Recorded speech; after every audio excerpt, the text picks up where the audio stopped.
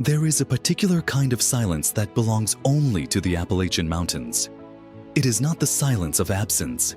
It is a silence that presses in from every direction. From the ridgelines draped in fog, from the holler floors where creek water runs dark over limestone, from the timber walls of cabins that have long since stopped creaking because the wood has settled into itself over so many decades, it has become something closer to stone. To stand in that silence, even today, is to feel the weight of something enormous and unspoken. It is the weight of a world that built its own rules, answered to no outside authority, and kept its secrets with the same tenacity that mountain people kept everything else. Through sheer, unyielding stubbornness and a practical intelligence that outsiders almost never managed to understand. Most people who came to Appalachia from the flatlands or from across the Atlantic saw what they expected to see. They saw poverty. They saw isolation. They saw people who had fallen behind the march of progress, who lived without the comforts that were becoming standard across much of America, who seemed to cling to old ways out of ignorance or stubbornness. What they could not see, what they were never equipped to see, was the system underneath. Because what the mountain people had built across 2 centuries of unrelenting hardship was not a collection of primitive habits. It was an integrated survival architecture, a living body of knowledge so precisely adapted to the specific terrain, climate, and resource limitations of the southern Appalachians that it functioned with a sophistication that no outside observer could fully appreciate, without spending years learning to read the land the way mountain people read it. This is the story of that system, not as a museum piece, not as nostalgia for a simpler time, but as a genuine reckoning with what human beings are capable of building when their survival depends entirely on the depth of their own understanding. The mountains themselves demand a word before anything else can be said. The Appalachian chain is among the oldest mountain systems on Earth, ground down by hundreds of millions of years of erosion into something that has a deceptive gentleness from a distance. The rounded shoulders of the Blue Ridge and the Great Smokies look almost soft from far away, covered as they are in forest so dense and so layered that the canopy appears continuous from ridge to ridge. But inside that forest, the terrain is an unrelenting maze of sharp hollows, sudden elevation changes, creek crossings, laurel hells so thick that a person can become disoriented within 50 feet of a trail they walked the day before, and weather systems that move with a speed and violence that has no parallel in the surrounding lowlands. The winters in these mountains were, for most of recorded Appalachian history, a genuine survival event. Not an inconvenience, not a season of discomfort, a survival event. The temperatures in the high hollows and ridge communities regularly drop to -10, -15, -20 degrees Fahrenheit in the worst years. Snowfall in the higher elevations could reach 6, 7, 8 feet in a single winter, with individual storms dropping 2 feet in 24 hours. The Great Appalachian Storm of November 1950 buried entire communities under conditions that, had it struck even 2 decades later, would have required federal disaster relief on a massive scale. But in 1950, the mountain communities that were hit hardest were already largely operating as they had for generations, with their own food stores, their own heating systems, their own medical knowledge, and their own logistical networks that functioned independently of roads, electricity, or outside supply chains. What made the cold so dangerous was not simply its intensity, but its duration. A mountain family in the early 20th century, or the 19th, or the 18th, faced not 1 or 2 dangerous nights each winter, but potentially 60, 70, 80 consecutive days during which temperatures might never climb above freezing. Animals could die. Crops were already long harvested and stored. Water sources froze. Illness moved through households with nothing to stop it.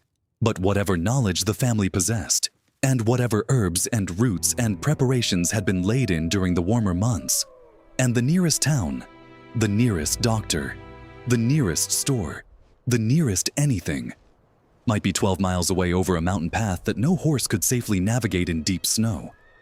This was the baseline reality against which the entire Appalachian survival system was built, and understanding that baseline is essential.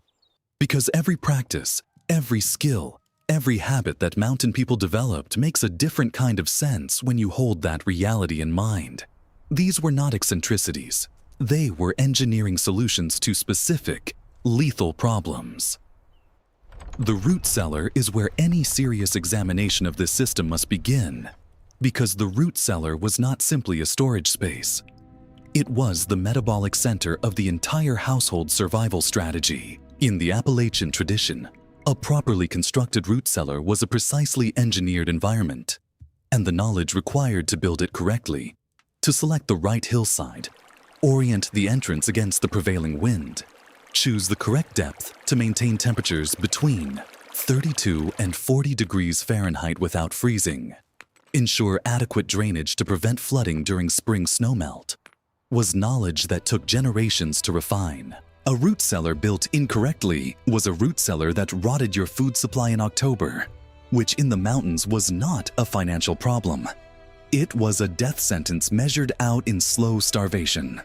The interior of a functioning Appalachian root cellar in November was one of the most information-dense environments a person could enter.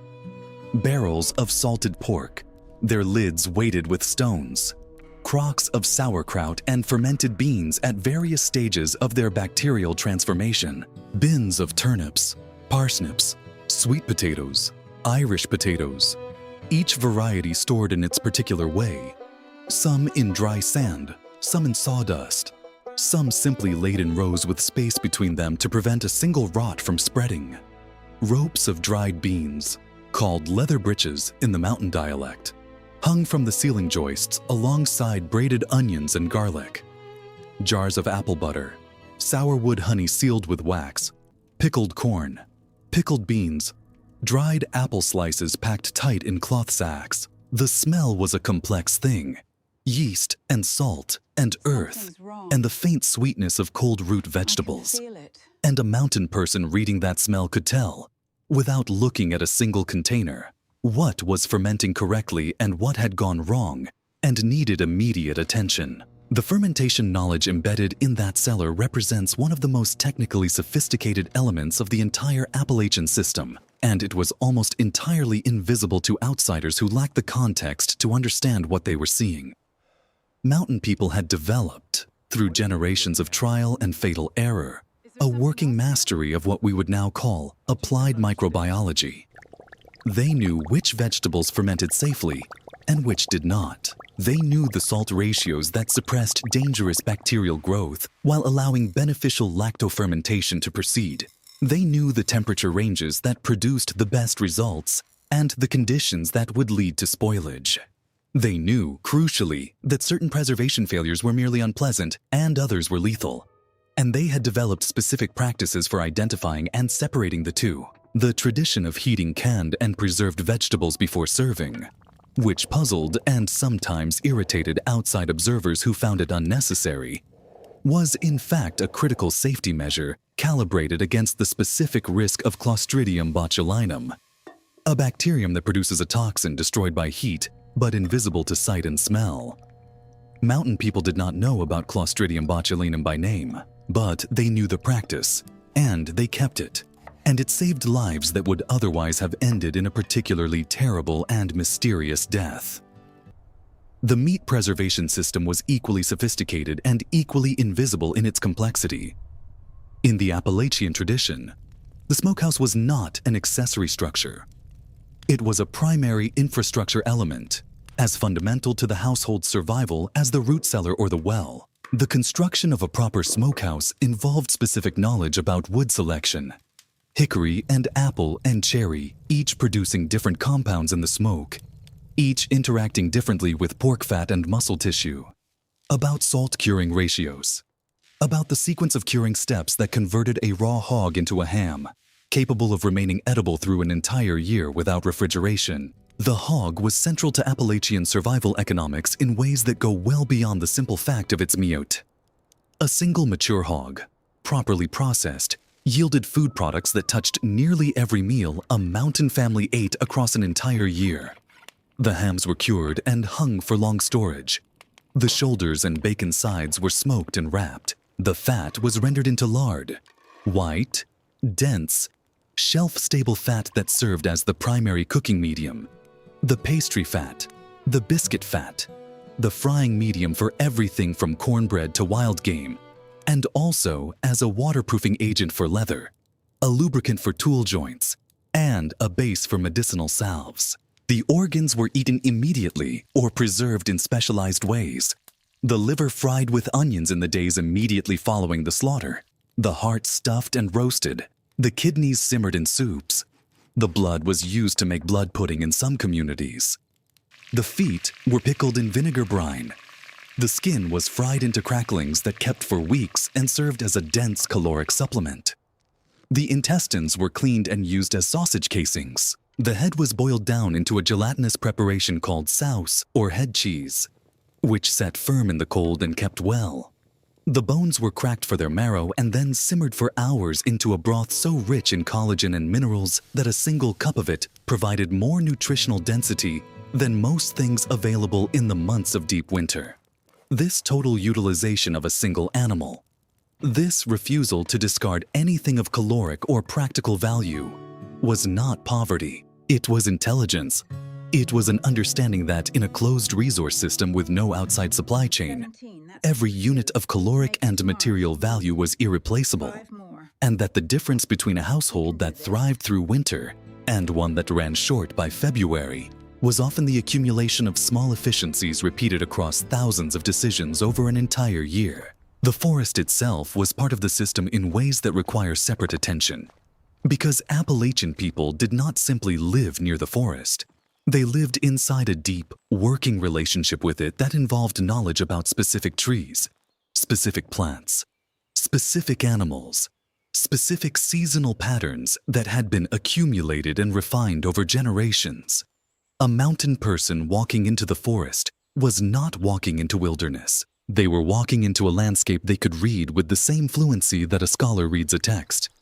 Every detail carrying meaning, every sign indicating something about the season, the weather, the location of food or medicinal plants or water.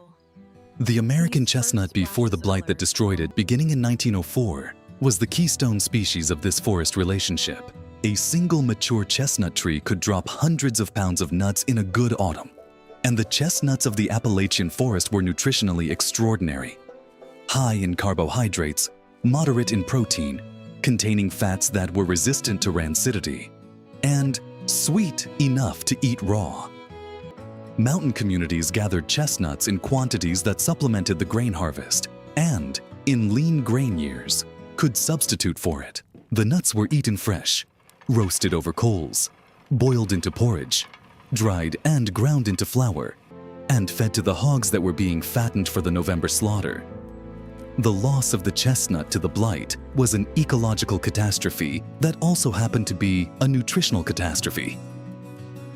A disruption to the resource base of Appalachian communities that forced adaptations that are still visible in the foodways of the region today. But the forest offered other resources that never disappeared. Wild ramps, which emerge in early spring before almost any other green thing has appeared, provided essential vitamins and minerals after a winter during which fresh plant foods had been unavailable for months. The intense flavor of the ramp, a cross between garlic and wild onion that saturates the breath and the skin for days after eating, was not incidental. It was the point.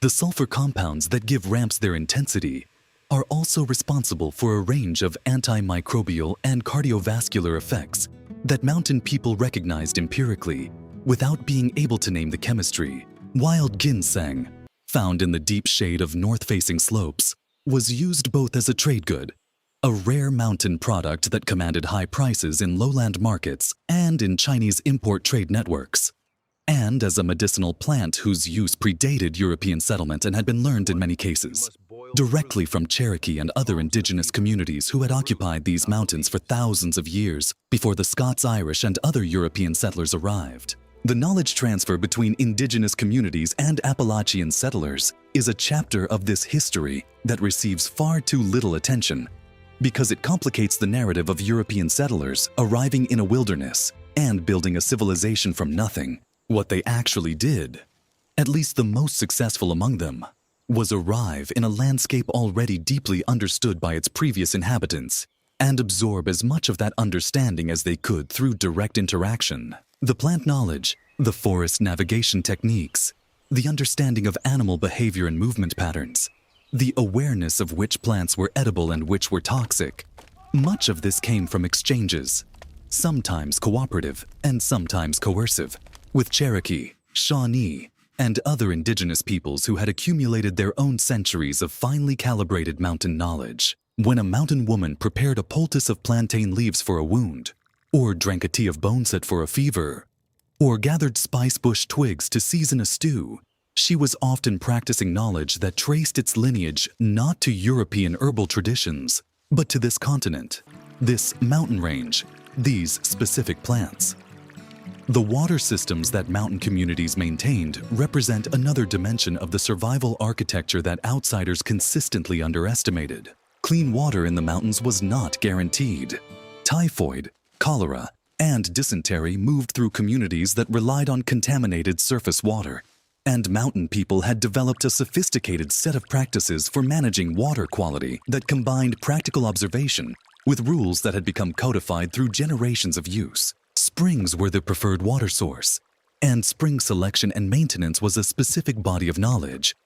Knowing how to read the landscape to identify true springs versus seeps, how to construct a spring box that protected the water from animal contamination while allowing it to flow freely, how to site a spring development uphill and upstream from any outhouse or stable. The habit of never locating a privy above a water source seems obvious in retrospect, but it represented knowledge earned through watching entire communities sicken and die, and the people who internalized that knowledge and taught it to those around them made survival possible for everyone downstream of their discipline. In the depths of winter, when the snowpack was heavy and the hollows were locked in, the water system was managed with particular care. Springs froze, creeks ran under ice, and the work of maintaining open water, breaking ice from spring boxes in the early morning hours before the household was fully awake, carrying water by bucket when the closer sources were frozen solid, was part of the daily maintenance routine that kept the household functioning.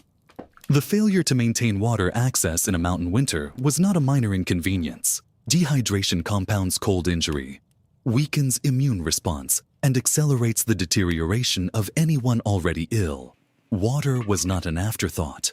It was a discipline. The medical knowledge of Appalachian communities sits at the intersection of several different traditions: European folk medicine, indigenous plant knowledge, practical empiricism developed through direct observation of disease and injury, and what might be called spiritual or ritual healing practices that served psychological functions even when their physiological effects were uncertain. Understanding this knowledge requires resisting the temptation to sort it into categories of effective and ineffective by modern pharmaceutical standards, because that sorting misses the point. In a community without access to trained physicians, and most mountain communities before the 1930s had very limited access, with the nearest doctor sometimes a full day's ride away over difficult terrain.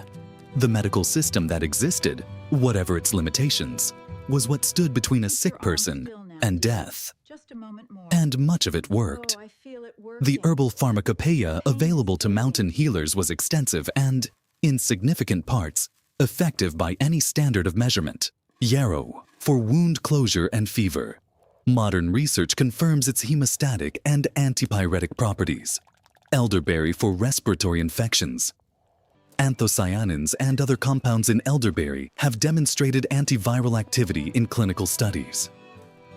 Black cohosh for gynecological conditions, long used in both Cherokee medicine and mountain folk practice. Its estrogenic compounds have been studied extensively. Slippery elm bark, made into a gruel for sore throats and gastrointestinal irritation, contains mucilaginous compounds that coat inflamed tissue and reduce irritation in ways that are physiologically verifiable. These were not random or magical.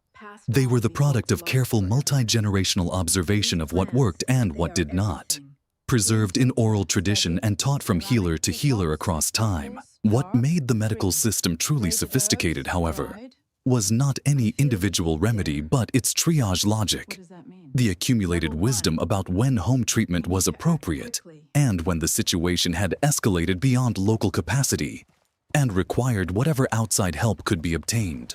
A mountain healer who had been doing this work for decades developed a clinical intuition based on pattern recognition, on the reading of subtle signs of disease progression, that was not inferior in its own domain to the pattern recognition of a formally trained physician.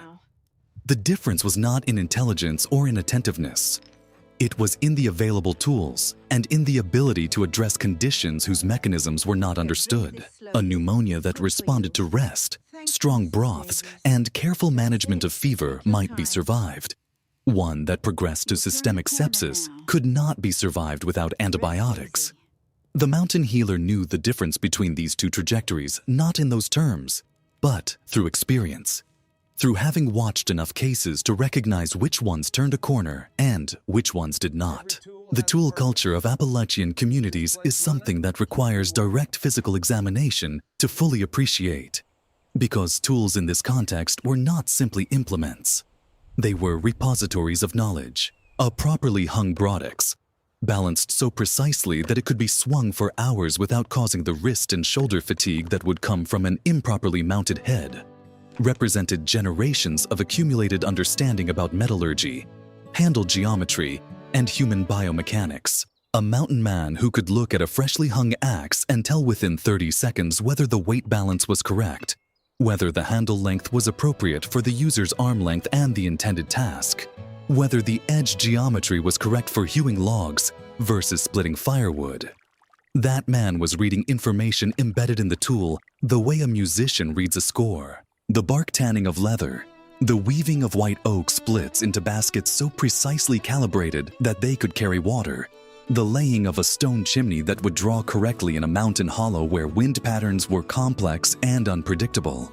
Each of these was a specific, technical discipline that required not only knowledge, but the physical practice of hundreds of repetitions before the practitioner's hands could do what the knowledge described. This is the dimension of traditional skills that is most completely lost and most impossible to recover quickly. The knowledge can be written down, the motor memory, the embodied understanding that lives in the hands and the eye and the muscles, cannot be transmitted through text. It can only be built through practice. And practice requires time, years, not months, and a teacher who still has the embodied knowledge to transmit. The relationship between mountain communities and their environments was not static. It adapted constantly to changing conditions, to the arrival of new crops, the depletion of game populations, the movement of markets, the slow penetration of industrial goods into formerly subsistence economies, the introduction of corn into the Appalachian diet, a crop learned from indigenous peoples and adapted to the specific growing conditions of mountain hollows, transformed the caloric arithmetic of survival in the region. Cornbread baked in a cast iron skillet over coals required no yeast, no wheat flour, no leavening beyond the steam of the batter itself. A pone of cornbread, a pot of beans, and a piece of salted pork constituted a meal that could sustain heavy physical labor for an entire winter day.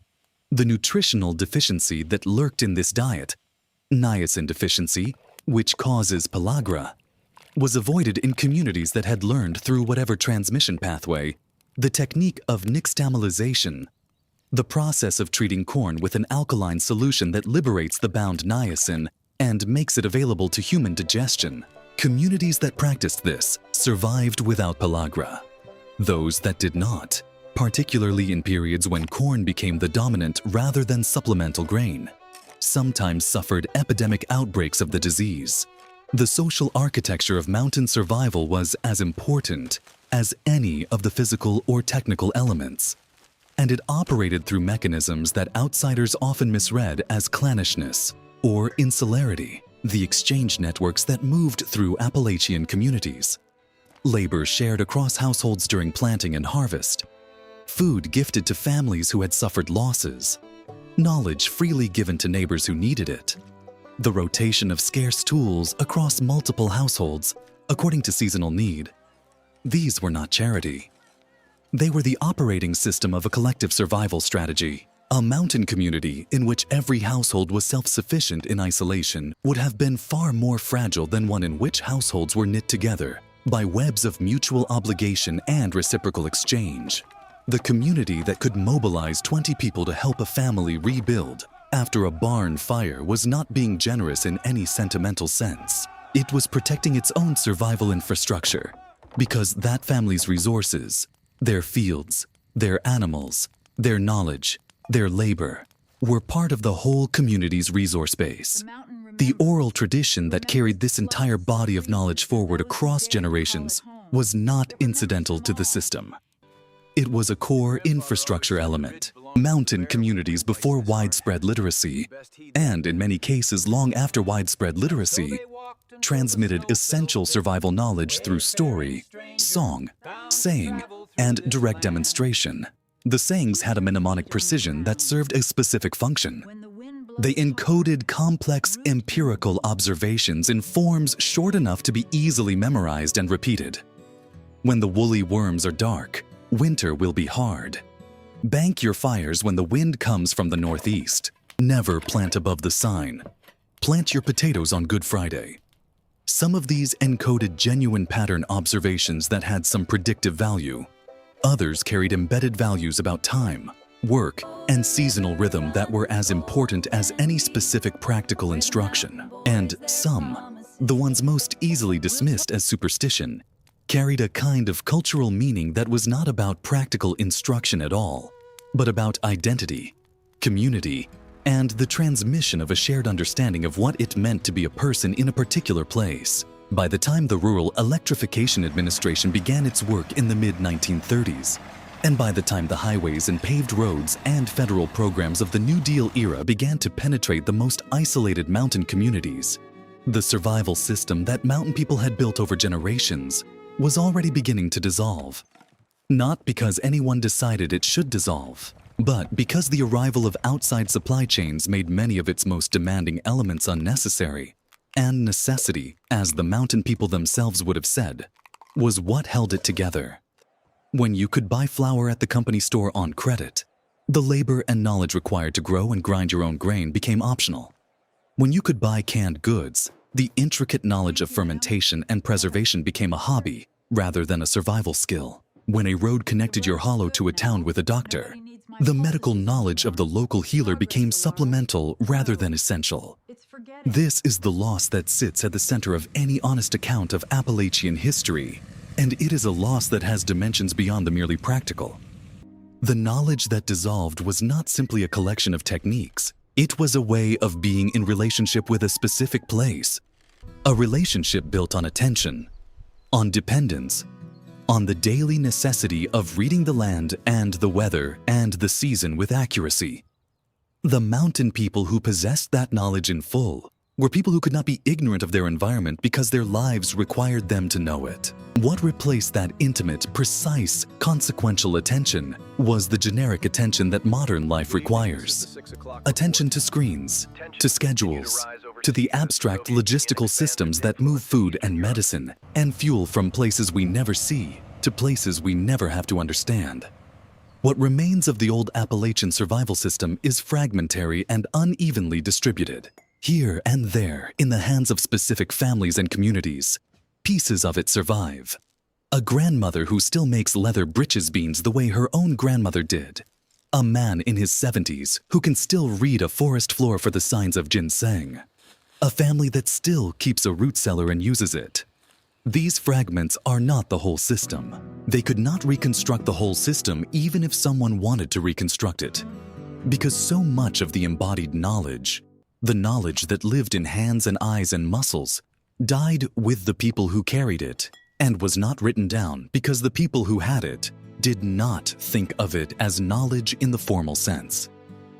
They thought of it as simply knowing how to live. The mountains are still there. The fog still sits in the hollows in the early morning. and the ridgelines are still dark against a winter sky that carries the weight of coming snow. The creeks still run cold over limestone, and somewhere in the deep hollows, there are still cabins whose walls hold the memory of everything that happened inside them. The fires kept burning through the long dark nights. The food preserved against the winter's length, the knowledge passed from hand to hand, from voice to voice, across generations whose names are mostly lost. What those walls hold is not sentiment.